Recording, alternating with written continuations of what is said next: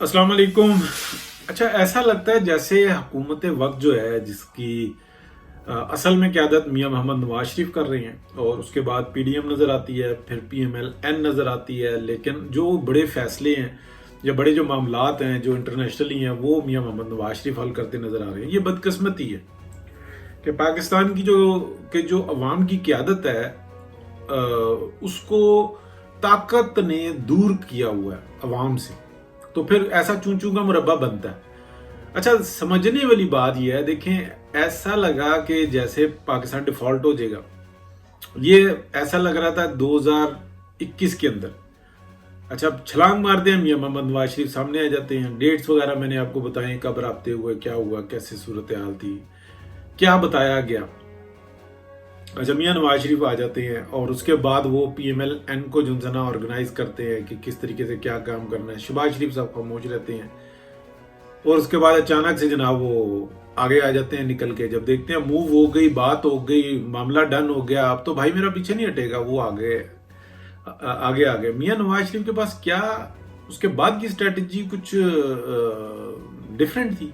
नहीं, वो इसको भी अच्छे तरीके से खेल रहे थे, क्योंकि मियां नवाज शरीफ एक लीडर है, तो वो बार बार एक चीज को ना डिस्कस करते नहीं है। उनको 2 दफा कहो ना, जैसे जावेद लतीफ साहब जाते थे, मियां साहब वापस आ जाओ, वो कहते थे यार देखेंगे, अभी सूरत हाल ऐसी है नहीं है। वो कहते मियां साहब तुसी आ जाओ, दिसंबर च आ जाओ। उन्होंने मतलब मियां साहब ने कहना अच्छा ठीक है फिर मैं आ रहा हूँ। वो आगे बाहर निकल के वो आ रहे हैं दिसंबर में। मियां साहब की आदत है, अगर बंदा बात करके खामोशी इख्तियार करता है, हो सकता है कि वो 15-20 मिनट बाद, आधे घंटे बाद, 1 घंटे बाद, दूसरे दिन उसी बात को शुरू करें।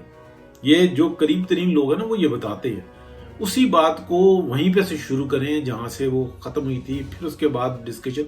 तो ऐसे ही लोग उनके करीब रहते हैं, अदरवाइज उनसे ना वो मुलाकात करके पीछे हट जाते हैं, जिनको मियां साहब वैल्यू देते। अच्छा, अब बात को ये समझें कि आईएमएफ कह रहा है कि जनाब हमें दूसरे उसमें जाना पड़ेगा, और आईएमएफ नहीं कह रहा बल्कि हुकूमत कह रही है। आईएमएफ तो किस दे ही नहीं रहा, आईएमएफ तो टाइट करता जा रहा है। मियां साहब ने ऐसी सूरत हाल बनाई कि पाकिस्तान डिफॉल्ट लाइन से जो है ना पीछे आ गया। अपना अब बजट आपने निकालने की कोशिश कर रहे हैं, आईएमएफ को एक नया जो है ना टारगेट देंगे कि जो इस तरीके से कर लो। अब नई कंडीशन तय होंगी, अब नया जो है ना पब्लिक के ऊपर अगर ये कहे ना कि नट टाइट होंगे, नट टाइट नहीं होंगे, अब नट ढीले होंगे।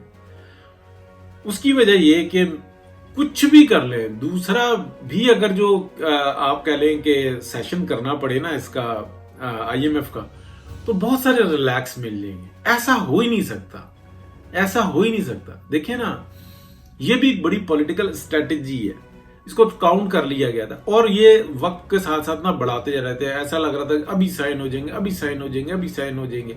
मियां साहब ने टारगेट दिया हुआ था, डार साहब जो उनसे थे ना अपनी पूरी कोशिश कर रहे थे, लेकिन मियां साहब क्योंकि किंग मेकर है तो वो खिला रहे थे।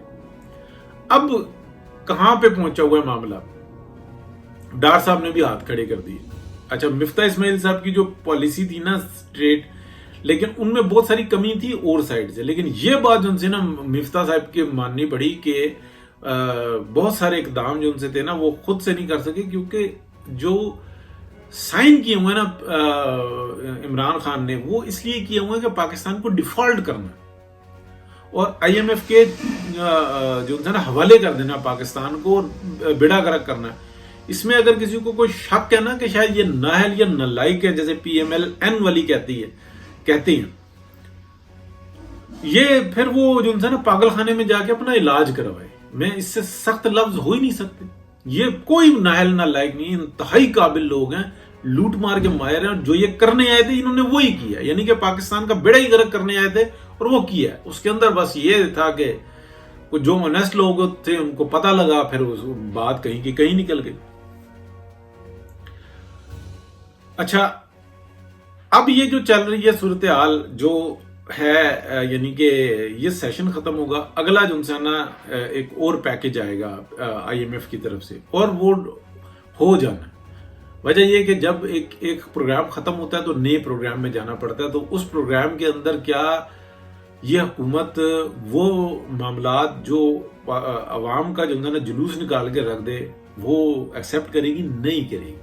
اور اگر ایسی صورتحال بنے گی تو دنیا کے اندر نا یہ تمام واقعات موجود ہیں کہ جب آپ ایک حد سے بڑھتے ہو نا تو دنیا پھر مداخلت کرتی ہے اور اس بات کو درست کرتی ہے.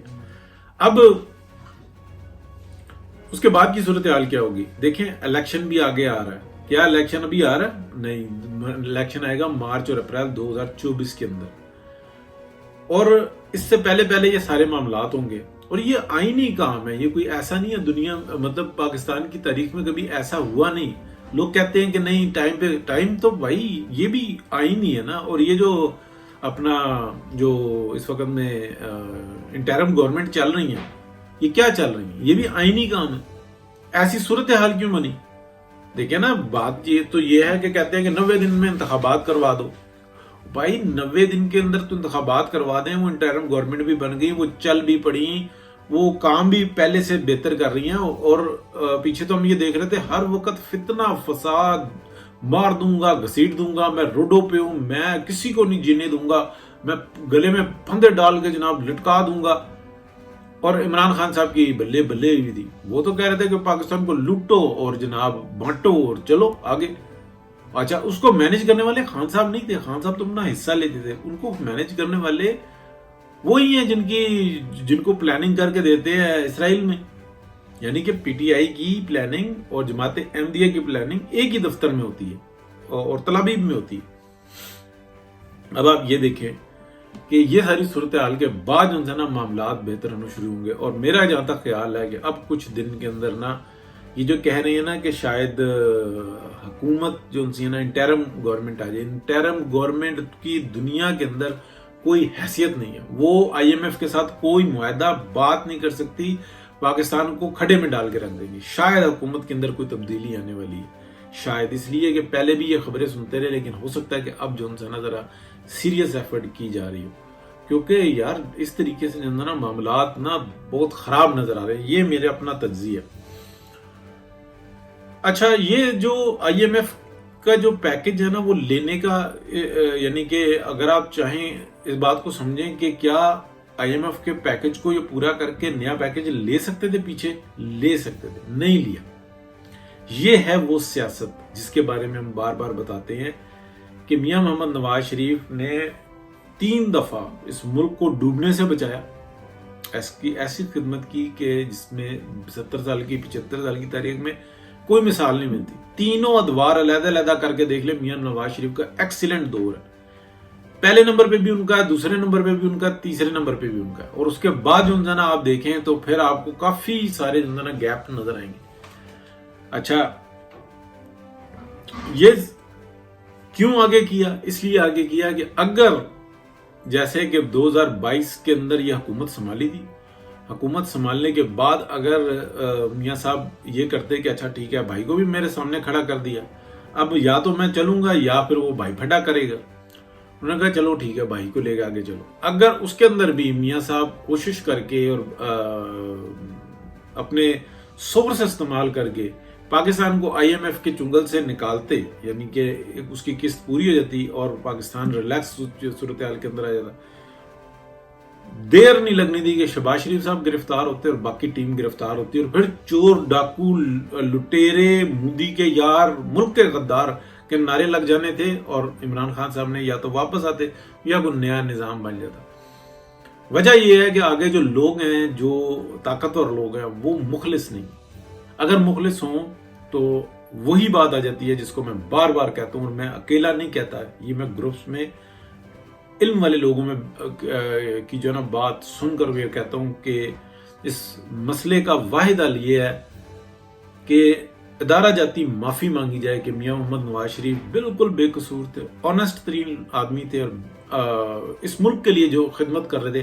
ہم نے یہ سازش کی، ہم نے سارے کو گیم پلان کیا، ہم نے کٹ ٹو سائز کرنے کے لیے یا ہمارے جو بھی مفادات تھے، ہم نے اس کام کرنے کے لیے اس شخص کے اوپر کیچڑ اچھالی، اس کو ہم نے سزا دی، ہم نے جو کچھ کیا یہ جرم کیا. اب ہم اپنا معاملہ جو ہے نا اس دنیا میں اس پارلیمنٹ کے اوپر چھوڑتے ہیں، ہینڈز اپ کریں گے، پھر یہ بہتری آئے گی. ادروائز گھسیٹتے رہے، میاں صاحب نے ڈیفالٹ سے بچانا ہوتا بچا لیا.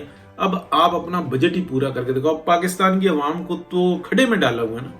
اس کے اوپر تو جو ظلم ستم کیا ہے اس کا کون قصوروار ہے؟ عمران خان, جس نالائق کو جو ہے نا 10 سیٹیں نہیں جیت سکتا. وہ آج تک 10 سیٹیں نہیں جیت سکتا. اس کے اندر کوئی قابلیت ہی نہیں ہے. وہ ڈے فرسٹ جو ہے نا, وہ جی ایک امریکی آیا اور جناب اس نے دیکھا کہ جناب کنواں کھودا پشاور میں, وہاں اس میں سے گیس نکل آئی. بندہ جو ہے نا پائپ لگا کے محلے میں گیس بیچ رہا تھا. تو اتنی گیس ہے پشاور میں, ہم پورے پاکستان کو گیس سپلائی کریں گے, ہم پورے پاکستان کو بجلی سپلائی کریں گے. یہ اس قسم کی جہلوں والی باتیں کرنے والا شخص ہے. اس کے 101 لطیفے ہیں. میں نے دیکھا بیری کا شہد ایکسپورٹ کر کے یوں کرائیں گے ہم. اچھا آواکاڈو جناب وہ ایک سبزی ہوتی ہے یار, وہ مطلب آواکاڈو کے لیے بہترین زرخیز جگہ ہے. اچھا جی ایلو ویرا کے جناب باغات لگا دیں گے.